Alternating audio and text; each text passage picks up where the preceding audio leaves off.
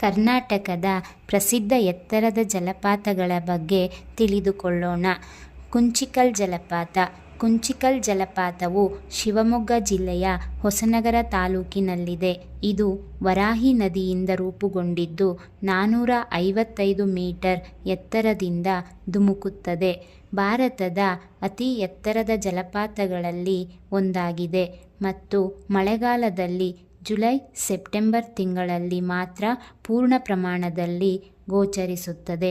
ಜಲವಿದ್ಯುತ್ ಯೋಜನೆಯಿಂದಾಗಿ ಪ್ರವೇಶ ನಿರ್ಬಂಧಿತವಾಗಿದೆ. ಅನುಮತಿ ಪಡೆದವರಿಗೆ ಮಾತ್ರ ನೋಡಲು ಸಾಧ್ಯ. ಕುದುರೆ ಬಾಲದ ಆಕಾರದಲ್ಲಿ ಅನೇಕ ಬಂಡೆಗಳ ಮೂಲಕ ಧುಮುಕುತ್ತದೆ. ಇದು ಕೆಪಿಸಿಎಲ್ ವ್ಯಾಪ್ತಿಯಲ್ಲಿರುವುದರಿಂದ ಸಾರ್ವಜನಿಕ ಪ್ರವೇಶ ನಿಷಿದ್ಧ.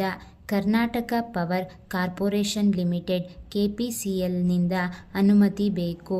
ಇದು ಮಂಗಳೂರು ವಿಮಾನ ನಿಲ್ದಾಣದ ಹತ್ತಿರದಲ್ಲಿದೆ. ಶಿವಮೊಗ್ಗ ಅಥವಾ ಉಡುಪಿಯಿಂದ ಟ್ಯಾಕ್ಸಿ ಮೂಲಕ ತಲುಪಬಹುದು. ಜೋಗ್ ಫಾಲ್ಸ್. ಜೋಗ ಜಲಪಾತವು ಕರ್ನಾಟಕದ ಶಿವಮೊಗ್ಗ ಜಿಲ್ಲೆಯಲ್ಲಿದೆ. ಶರಾವತಿ ನದಿಯಿಂದ ಸುಮಾರು 292 ಮೀಟರ್ ಅಂದರೆ 830 ಅಡಿ ಎತ್ತರದಿಂದ ಧುಮುಕುವ ಭಾರತದ ಅತಿ ಎತ್ತರದ ಜಲಪಾತವಾಗಿದೆ. ಇದನ್ನು ಗೇರುಸೊಪ್ಪ ಜಲಪಾತ ಮತ್ತು ಜೋಗದ ಗುಂಡಿ ಎಂದು ಕರೆಯುತ್ತಾರೆ.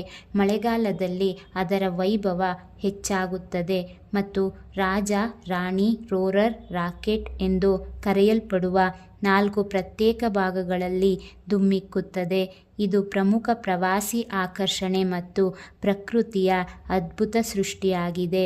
ಶಿವಮೊಗ್ಗ ಜಿಲ್ಲೆಯ ಸಾಗರ ತಾಲೂಕಿನಲ್ಲಿದೆ. ಉತ್ತರ ಕನ್ನಡ ಜಿಲ್ಲೆಯ ಸಿದ್ದಾಪುರ ತಾಲೂಕಿನ ಗಡಿಗೆ ಹೊಂದಿಕೊಂಡಿದೆ.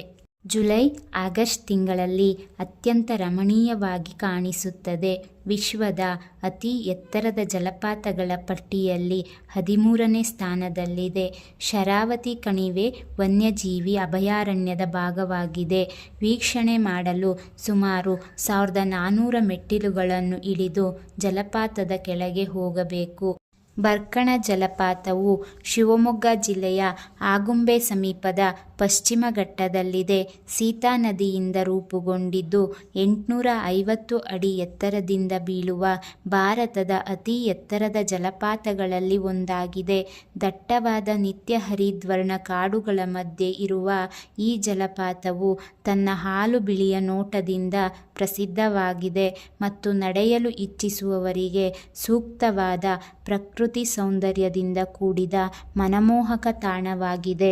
ದಟ್ಟವಾದ ನಿತ್ಯ ಹರಿದ್ವರ್ಣ ಕಾಡುಗಳಿಂದ ಆವೃತವಾಗಿದೆ. ಶ್ರೀಮಂತ ಸಸ್ಯ ಮತ್ತು ಪ್ರಾಣಿ ವೈವಿಧ್ಯತೆಯನ್ನು ಹೊಂದಿದೆ. ಬರ್ಕಾ ಎಂಬ ಇಲಿ ಜಿಂಕೆಯಿಂದ ಈ ಹೆಸರು ಬಂದಿದೆ ಎಂದು ಹೇಳಲಾಗುತ್ತದೆ.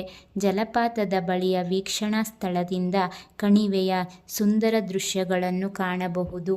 ಆಗುಂಬೆಯವರೆಗೆ ಬಸ್ಸುಗಳು ಇವೆ. ಅಲ್ಲಿಂದ ಜಲಪಾತ ತಲುಪಲು ಕೊಂಚ ಕಾಲ್ನಡಿಗೆ ಅಥವಾ ವಾಹನಗಳು ಬೇಕಾಗುತ್ತವೆ. ಆದರೆ ಮಳೆಗಾಲದಲ್ಲಿ ಮಾರ್ಗವು ಜಾರುವ ಸಾಧ್ಯತೆ ಸಮಸ್ಯೆ ಇರುತ್ತದೆ. ಚಳಿಗಾಲದ ಆರಂಭದಲ್ಲಿ ಸೂಕ್ತವಾದ ಕಾಲ. ಮಳೆಗಾಲದಲ್ಲಿ ನೀರಿನ ಪ್ರಮಾಣ ಹೆಚ್ಚಿದ್ದರೂ ಮಾರ್ಗಗಳು ಕಷ್ಟಕರವಾಗಿರುತ್ತವೆ.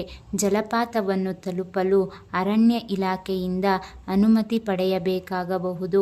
ಬರ್ಕಣ ಫಾಲ್ಸ್ ಜಲವಿದ್ಯುತ್ ಉತ್ಪಾದನೆಗೆ ಒಂದು ಪ್ರಮುಖ ಮೂಲವಾಗಿದೆ.